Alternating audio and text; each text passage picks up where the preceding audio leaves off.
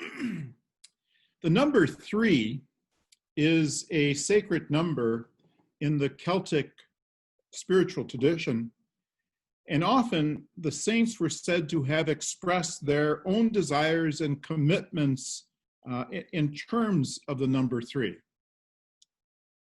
Saint Columcille of Iona asked God for 3 things: for virginity, for wisdom, and for the ability to pilgrimage on in her life. Saint Ida of Kallidi is said to have asked for faith, for simplicity, and generosity of heart. The much earlier desert mothers and fathers gathered principles to live by in 3s. Abba Andrew is attributed as saying, "These 3 things are appropriate for a monk seeking God." He said, exile, poverty, and the endurance of silence. As he was dying, Abba Benjamin said to the younger monks, "If you observe the following, you will be saved. Be joyful at all times, pray without ceasing, and always give thanks." Each is a variation on 3 essential things one must do in life. The 3s help break up the dualities that we so often find ourselves in. We tend to view much of life as black or white, either or. While a 3rd possibility enters, we're invited maybe to hold a little bit more complexity, a little bit more mystery, and realize that life is vaster. Of course, the number 3 is the number of God, the Trinity. Now, none of the monks nor Celtic sages say the same 3 things. Does this mean that one is right and the others are all wrong? Or does it open for us the possibility that the ground can shift beneath us during our lives, and what feels essential during one season of our lives becomes less important at another time?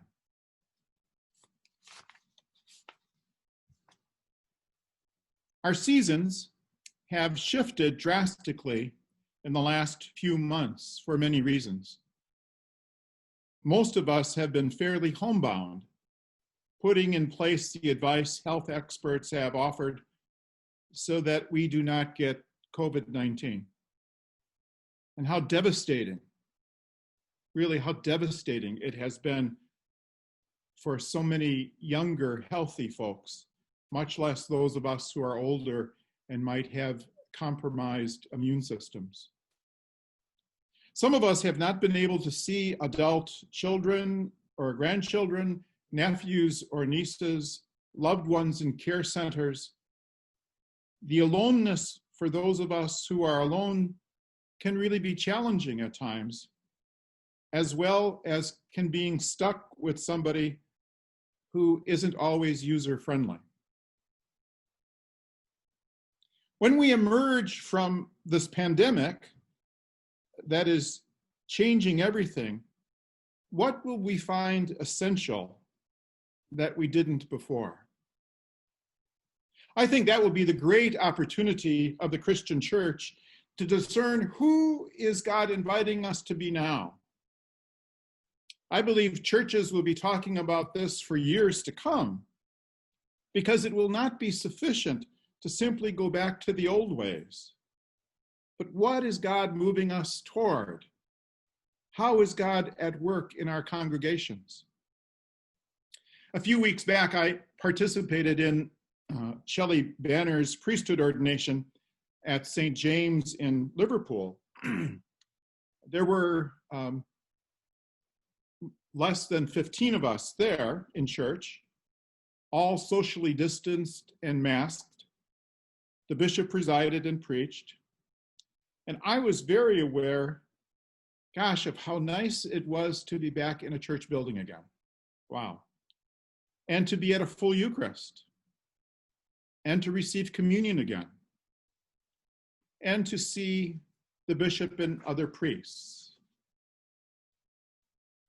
So what is it that we are discovering about what is essential of who we are as connected to a community of faith, even over Zoom, and as individual people who have faith in Jesus Christ and who call themselves Christian?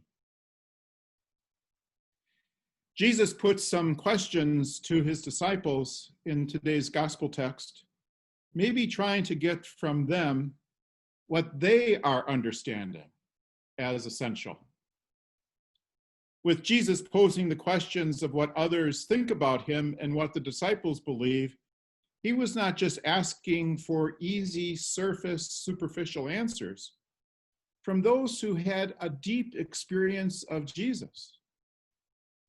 Those disciples who admired Jesus, who were being moved by what he said, and how he continued to stand in the lives of people, and how he taught something about God and brought God closer to them, and how he himself was an agent of healing by just being present to people. And while the author of Matthew's gospel in the question answer here is providing for the early church and readers of this text a major theological understanding of Jesus as Lord and Messiah, the Anointed One, which is very important to get at and unpack, this rabbi teacher, I think, probes more. Who do others say I am? And then, who do you say I am? Because Jesus knew at the heart of any kind of real relationship with others dwells the fact that followers like them and us need to know ourselves in relationship to Christ.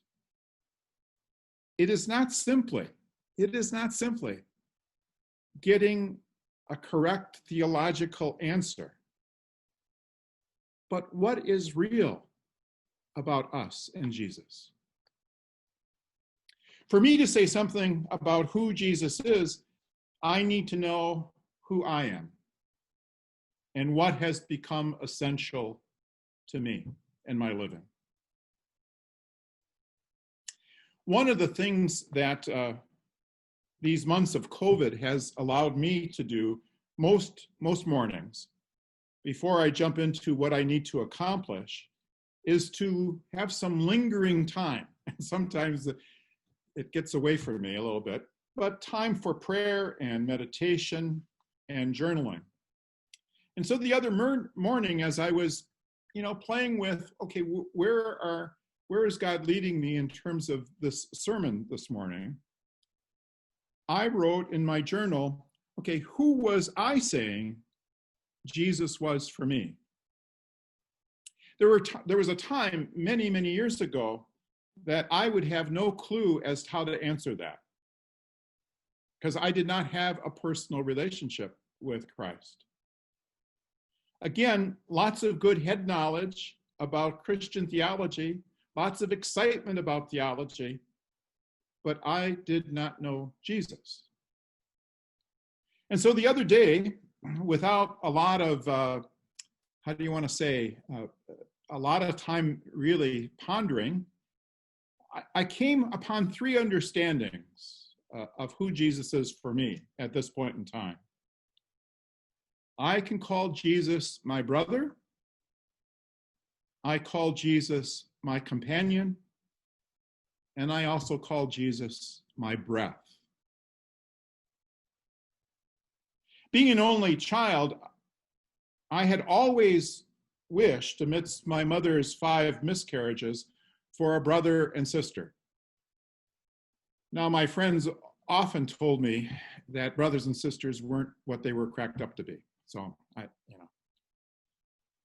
But I know how painful that was for my mom. And I'm fully aware that relationships and families are not easy. But Jesus being my brother defines for me that he knows me as I am. Family members usually know not only what is great about a family member, but also the person's warts and failures and how they have fallen flat on their face so often.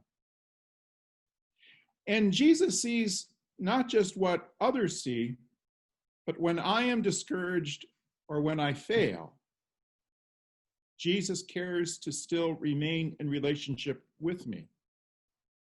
He is that kind of brother. As a companion, I know Jesus is there and has been there, especially in challenging circumstances, both personal and professional. When over the years I have had to have some hard conversations, sharing some truth another might not easily accept, or just sharing time and presence with a spouse or a parent of a significant family loss. Years ago, two 16-year-olds had died in an icy car crash as they were going to high school one December morning back in Wisconsin.